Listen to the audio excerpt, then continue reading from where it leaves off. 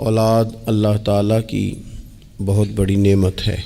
انسان جب صاحب اولاد ہوتا ہے تو خدا کی خاص رحمت اس کے شامل حال ہوتی ہے، لیکن اس کے ساتھ ساتھ انسان کے لیے یہ بہت بڑی آزمائش بھی ہے۔ اولاد کے ساتھ ڈھیر سارے مسائل بھی وابستہ ہوتے ہیں۔ ان کے لیے ان کے والد اور ان کی والدہ کے ذمے جو حقوق اللہ رسول نے صلی اللہ تعالیٰ علیہ وسلم عائد فرمائے ہیں، ان کا خیال رکھنا بھی بڑا ہی ضروری ہے۔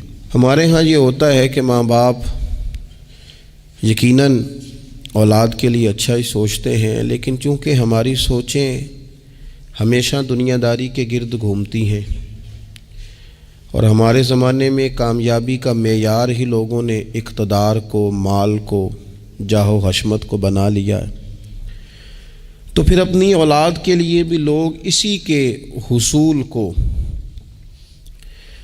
سب سے بڑا سرمایہ سمجھتے ہیں اور ہمیشہ بچوں کی یہی تربیت کرتے ہیں کہ انہیں مال کیسے جمع کرنا ہے، انہیں کس طرح سے معاشرے کے اندر حصول اقتدار کے لیے یا بڑے مناصب کے لیے کوشش کرنی ہے۔ نتیجہ یہ نکلتا ہے کہ ایک عجیب سی مادہ پرستی ماحول میں پیدا ہو جاتی ہے۔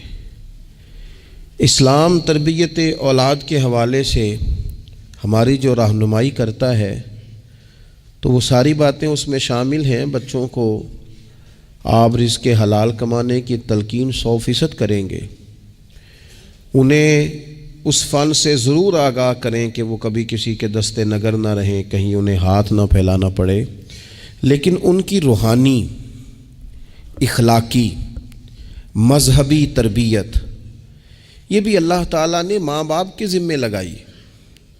یا ایھا الذین آمنوا قوا انفسکم واہلیکم نارا، اے ایمان والو خود بھی دوزخ سے بچو اور اپنے گھر والوں کو بھی دوزخ کی آگ سے بچاؤ۔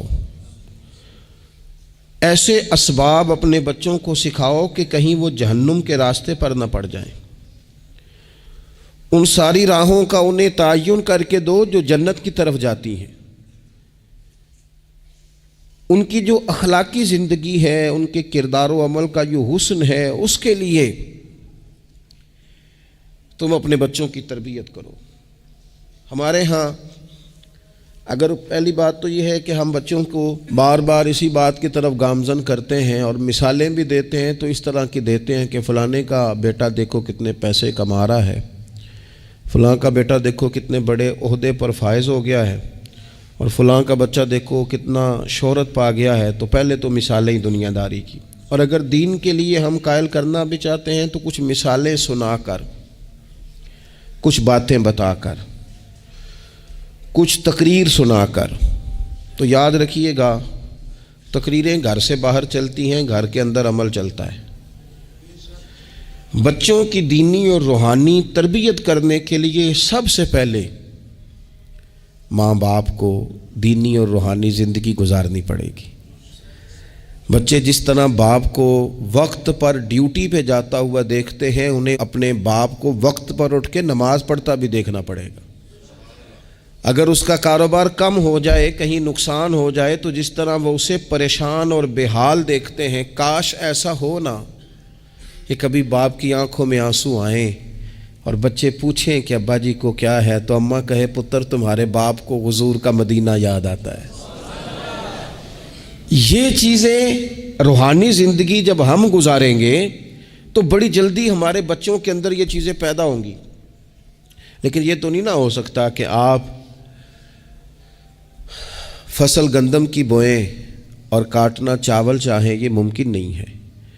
ہم چاہیں کہ ہم گھر میں کوئی دینی کام نہیں کریں گے، لیکن پتر تیرے اوپر پابندی ہے، تو نے سارے دینی، روحانی، اسلامی سارے تو نے کام کرنے ہیں۔ میرے پاس لوگ بچے داخل کرانے آتے ہیں تو ایک جملہ وہ اکثر بولتے ہیں، وہ کہتے ہیں جی میں بچہ داخل کرانا چاہتا ہوں تاکہ میری بخشش کا ذریعہ بن جائے۔ تو میں کہتا ہوں یہ بات آپ کی ٹھیک ہے، حدیث پاک میں الفاظ موجود ہیں کہ اللہ تعالیٰ والدین کو اعزاز دے گا، لیکن آپ ماشاءاللہ باشعور ہیں۔ اگر آپ کو اس بات کا شعور ہے نا کہ بچے کی وجہ سے حافظ قاری علامہ صاحب کی وجہ سے میری بخشش ہو جائے گی، تو اور بھی تو کئی چیزیں بخشش والی ہیں، آپ عمل کیوں نہیں کرتے؟ ان پر آپ توجہ کیوں نہیں دیتے؟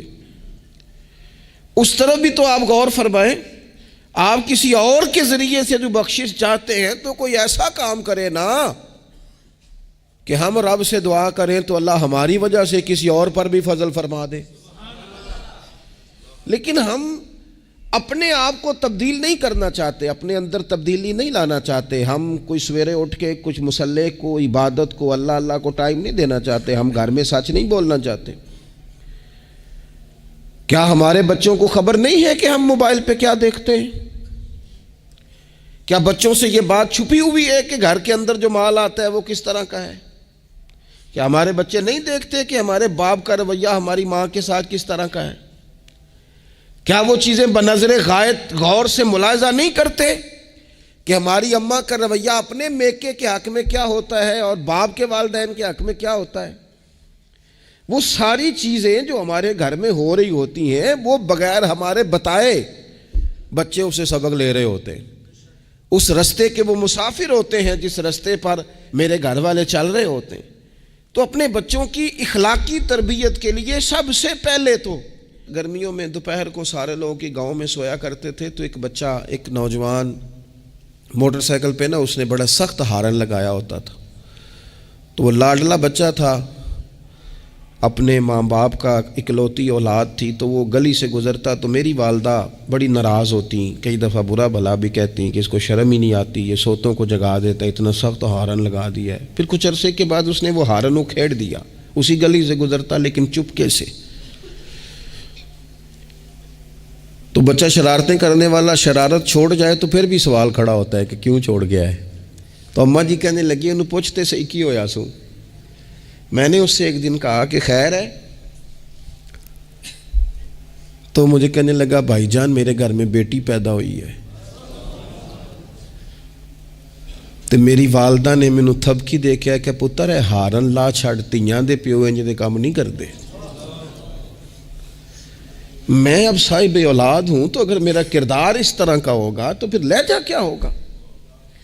میں نے چھوڑ دیے سارے کام، چونکہ میرے گھر میں بیٹی آ گئی ہے اور میری ماں نے مجھے کہا ہے کہ بیٹیوں کے باپ کا یہ لہجہ نہیں ہوتا.